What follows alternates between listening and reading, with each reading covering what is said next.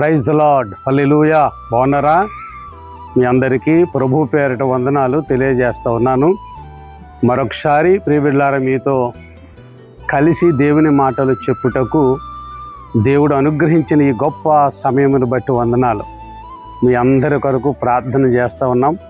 మీరందరూ క్షేమంగా ఉండాలని, ధైర్యంగా ఉండాలని, ఆరోగ్యముగా ఉండాలని, ఆనందంగా ఉండాలని మేము నిత్యము కోరుకుంటున్నాను. ప్రభువులో ముఖ్యంగా మీరు ఎదగాలని కోరుకుంటూ ఉన్నాను. God bless you.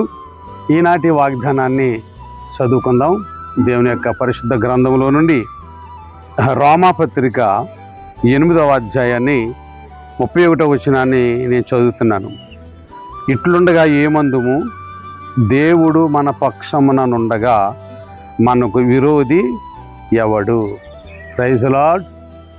దేవుడు మన పక్షముగా ఉండగా ఇక మనకు విరోధి ఎవరు?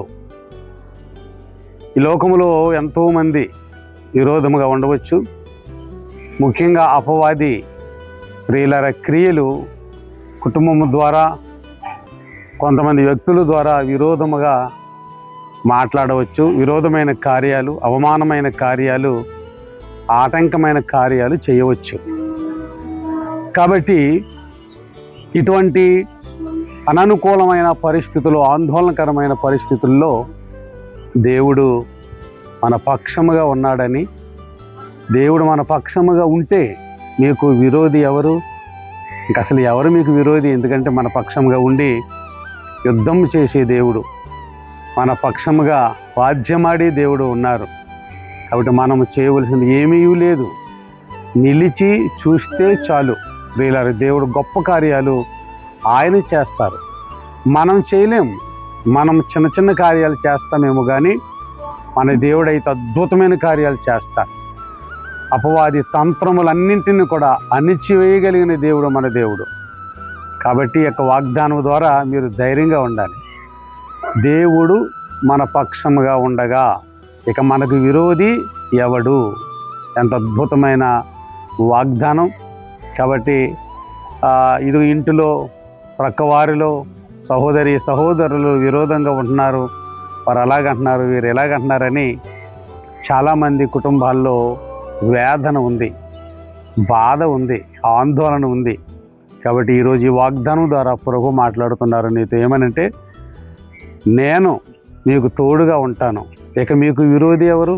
మీ పక్షముగా నేను ఉంటాను, ఇక మీకు విరోధి ఎవరు? ఎవ్వరూ విరోధి లేకుండా నేను చేస్తానని ప్రభు మనకు ఈరోజు వాగ్దానం చేస్తున్నారు. ఈ వాగ్దానాన్ని బట్టి మీరు ఇప్పుడు ఎలా ఉండాలంటే, ధైర్యంగా నీ భారం ప్రభు మీద వేసి, ప్రభు ఇటువంటి సమస్యల్లో, ఇటువంటి బలహీనతల్లో, ఇటువంటి నాయన ఇరుకు ఇబ్బందులలో, లేకపోతే ఈ సమస్యలు ఉన్నాయి నాయన, ఈ సమస్యలన్నిటికీ పరిష్కారం నాకు అర్థం కావడం లేదు నాయన, మీరు మా పక్షముగా మీరు ఉన్నారు కాబట్టి ఇక మాకు ఎటువంటి ప్రాబ్లమ్స్ రావు అనేటటువంటి నిరీక్షణ, అటువంటి విశ్వాసము మీకుంటే దేవుడికి ప్రార్థన చేయండి.